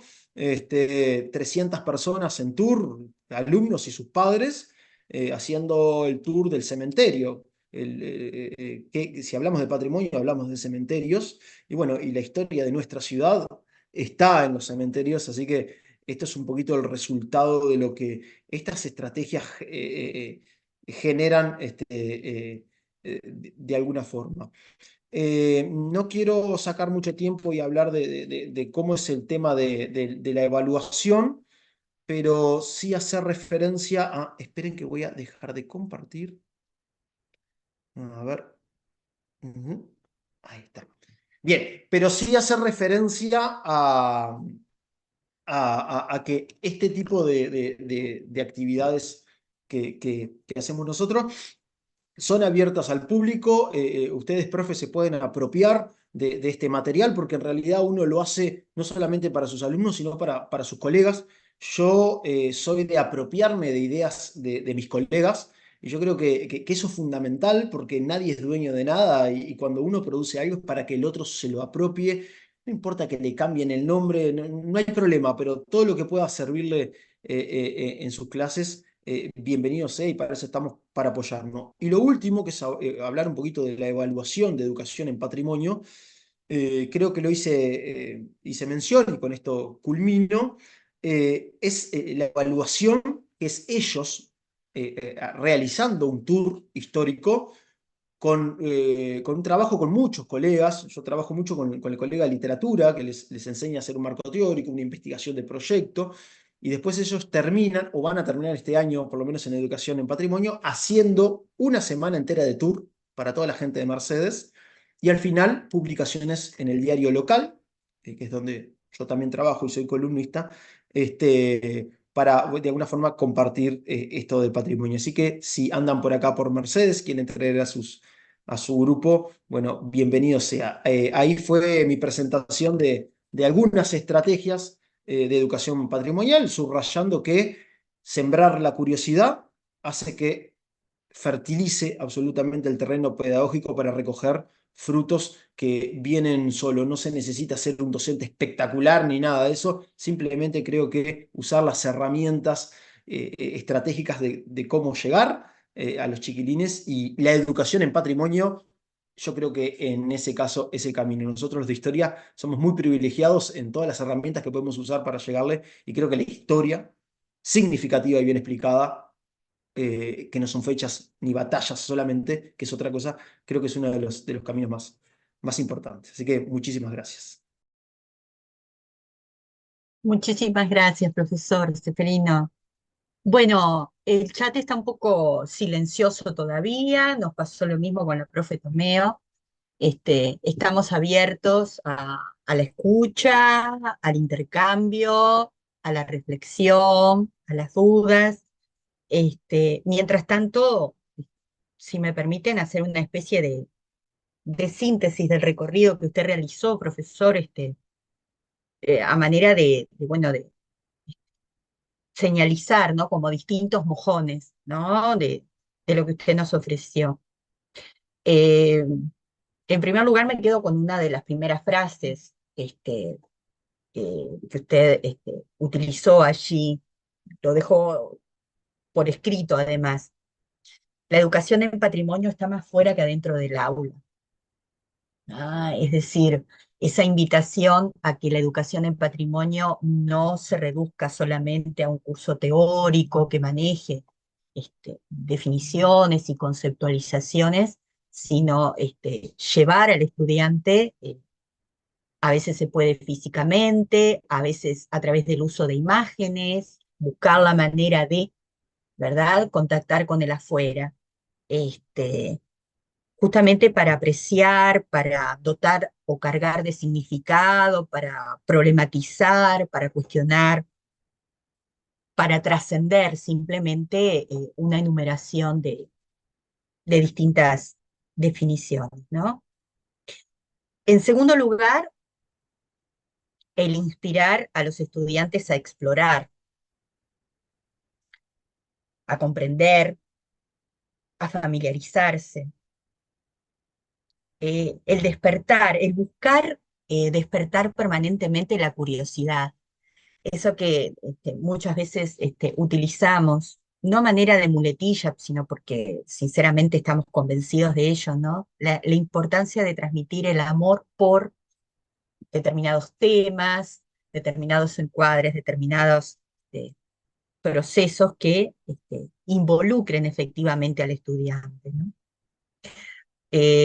Hemos recorrido aspectos que tienen que ver con justamente despertar y promover la curiosidad, atravesar la historia local o ver cómo la historia local está atravesada por la historia, por esa historia que vemos que tiene que ver de repente con marcos temporales y temáticos que no refieren o parecen no referir necesariamente a la historia local, pero que siempre es posible encontrar el vínculo, ¿no? Y dotarlo de mayor significado y sentido. Y de lo patrimonial. Sembrar el terreno de la curiosidad, decía usted. La utilización de anécdotas, ¿no? Del sabías qué. Yo soy una persona muy grande, ¿no? Pero yo que tuve la suerte de compartir el aula, fueron profesores míos, Reyes Abadí, Delía, Aurora Capilla de Castellano. No solo enseñaban, tenían anécdotas, el sabías qué, permanentemente uno genera, es como una estrategia muy válida y muy potente para abrir al estudiante a esa disponibilidad, ¿no? A estar atento bueno, a ver, ¿qué me va a traer el profesor hoy? ¿O qué vamos a descubrir hoy en el aula, verdad? Y genera y carga al aula de una energía muy especial. Eh, Me gustaría remarcar también que no es lo mismo sembrar la curiosidad que sembrar y sostener esa curiosidad. Sostenerla no solo a lo largo del curso, sino a lo largo de años sucesivos o subsiguientes, ¿no? Y sostenerla también, y sostener el compromiso con el colectivo de otros colegas que pueden no ser de nuestra misma asignatura. Ese también es un desafío y un instrumento muy, muy poderoso, ¿no? El construir una comunidad educativa y compartir los mismos intereses. La generación de podcast y la utilización de podcast como una herramienta muy potente para promover no solo la escucha, sino también la oralidad en los estudiantes, porque terminan ellos también, ¿no? Generando podcast muchas veces. De hecho, puede ser un formato de evaluación, que generen un podcast a propósito de no sé, un tema de indagación en el aula. O, como decía usted también, la posibilidad de generar un tour turístico que no solamente es turístico, sino que tiene que ver con una resignificación, con una puesta en valor bueno, de mi localidad, de mi barrio, de mi ciudad, ¿no? Estos son sitios o son lugares o son edificios o son espacios que tienen determinado significado, que lo tuvieron o que lo tienen para nosotros ahora. Entonces vamos a incluir este espacio en el tour turístico. Y la potencia que puede llegar a generar esto, porque no es común que los adolescentes, no es lo mismo trabajar con escolares que con adolescentes, ¿no? Quieran compartir muchas veces sus actividades con la familia. Entonces, que la familia venga, ¿no? Que los propios estudiantes los inviten, o que los estudiantes un domingo de mañana vayan, ¿no? A investigar en un repositorio documental, de documentos varios, también parece aludir a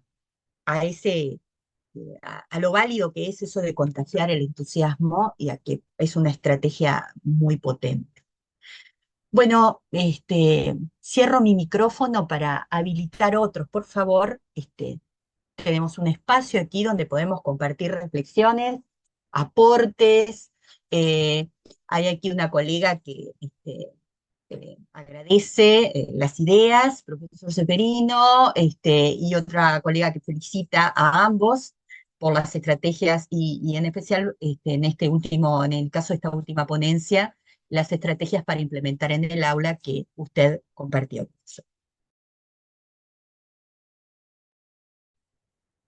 Otro elemento que me animo a compartir es el hecho bueno, de trabajar con las distintas maneras de aprender que se pueden potenciar a partir de las distintas propuestas, ¿no? O sea,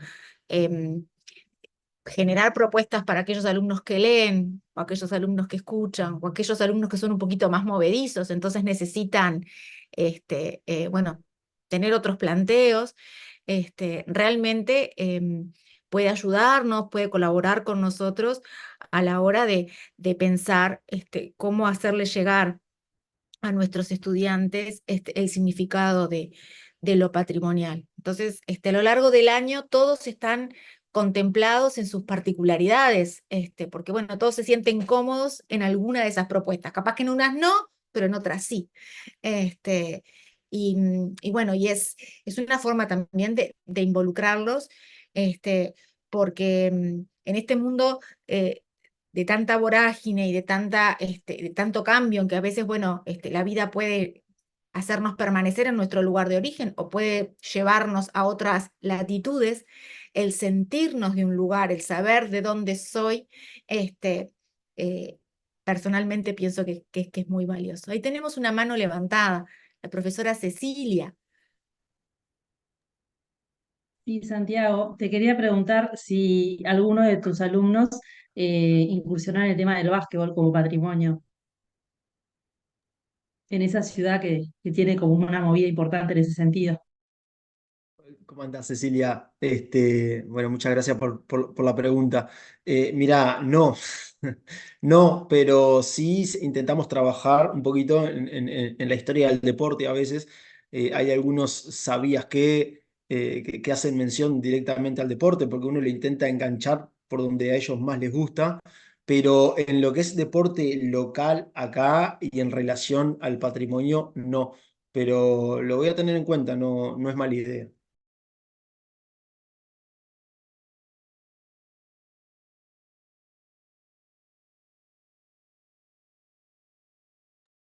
La profesora Alejandra escribe en el chat, agradece por compartir las ideas y dice que planea incorporar varias de las estrategias que tú mencionaste en su práctica. Y llega a la conclusión de que es evidente cómo la motivación de los estudiantes aumenta cuando se le presentan propuestas diversas, atractivas y actualizadas a su realidad cotidiana. Sí, la verdad que los dos expositores de hoy plantearon estrategias y posibilidades muy diversas, porque convengamos que no es lo mismo trabajar con patrimonio en los últimos años de educación secundaria que en los primeros años de educación secundaria. Es muy importante generar una disponibilidad, ¿verdad? Una disponibilidad, una curiosidad, ¿no? Que enamore del tema para después poder seguir incluso problematizando todavía más. Cierro el micrófono para habilitar otras voces, como digo siempre.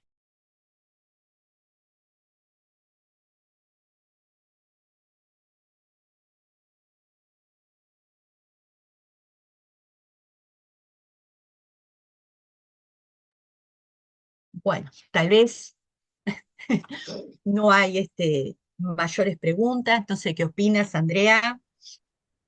Sí, es como muy fermental lo que nos compartieron Daniela y Santiago, o sea que creo que, como dice acá el profesor Fernando, ¿no? Uno se queda pensando y tratando de unir cabos con sus prácticas, con la realidad de sus aulas, ¿no? Porque a medida que ellos hablaban, yo sigo dando clase, entonces pensaba en mis grupos, pensaba en mis estudiantes, cómo algunos de ellos seguramente estarían más que dispuestos bueno, a llevar adelante alguna de esas propuestas. O sea que, bueno, el profesor Fernando acá nos pone, me quedo pensando en el ¿sabías qué? Creo que será una nueva estrategia para implementar no solo en la clase de educación en patrimonio, sino en otros niveles para atraparlos. Sí. Sí, yo estuve en una clase de profesor Seferino que arrancamos con un ¿sabías qué? Y había una energía impresionante. Y yo tomé esa idea, y no sé si fue a la profesora Montserrat Corvo, que hoy nos acompaña, que conversamos de esto en el momento de la devolución de la visita. Por supuesto, diciendo que no era una idea mía, ¿no? Sino que lo había visto en la clase de un colega en la ciudad de Mercedes. No sé si en este momento estoy confundida, si fue la profesora Montserrat Corvo, pero estoy casi segura. Dice que sí. Ah, de otro departamento en la otra punta del país.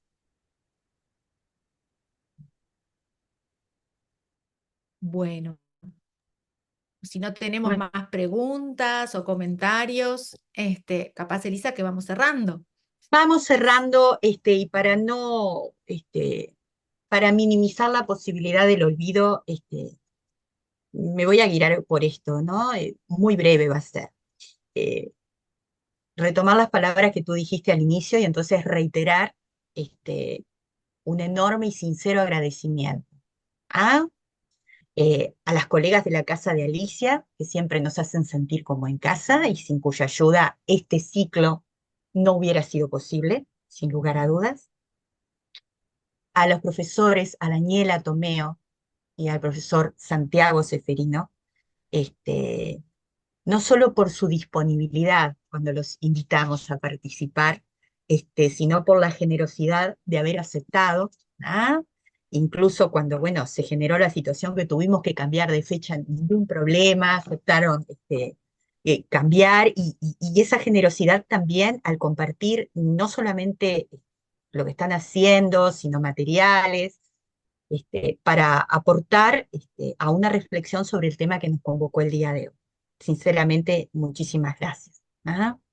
Y agradecer también a los colegas de los distintos departamentos que aceptaron acompañarnos el día de hoy, ¿ah? Después de un largo día de trabajo. Queda hecha la invitación para el próximo encuentro, el último jueves de este mes. ¿Ah? En ese encuentro nos van a acompañar también dos colegas, la profesora Verónica Panella y la profesora Marina Devoto, que son ambas contenidistas del portal Uruguay Educa, que además están a cargo de la elaboración de recursos educativos abiertos de historia, además de ser una de ellas artista y curadora en varias exposiciones, y la otra profesora magíster y doctorando ahora en didáctica de la historia, y el presidente de la Comisión de Patrimonio Cultural de la Nación, el arquitecto Rey. Así que esperamos que sea también una instancia tan enriquecedora como la que acabamos de compartir. De mi parte, es todo lo que voy a agregar. Muchísimas gracias. Gracias bueno, a todos gracias y a todas. ustedes. Nos vemos en otra. Sí, vamos a estar haciendo el lanzamiento y apertura de inscripciones para el próximo encuentro del que estaba hablando Elisa recién, en estos días, entre mañana y el lunes, así que seguramente nos vamos a estar encontrando todos nuevamente el 29. Un placer, como siempre, para la Casa de Alicia recibirlos. Chao. Y le Gracias a pedimos todos. ayuda a los colegas para difundir estas instancias, ¿sí? Somos nosotras solas las que estamos trabajando en esto. Ayúdennos. Chao. Hasta luego.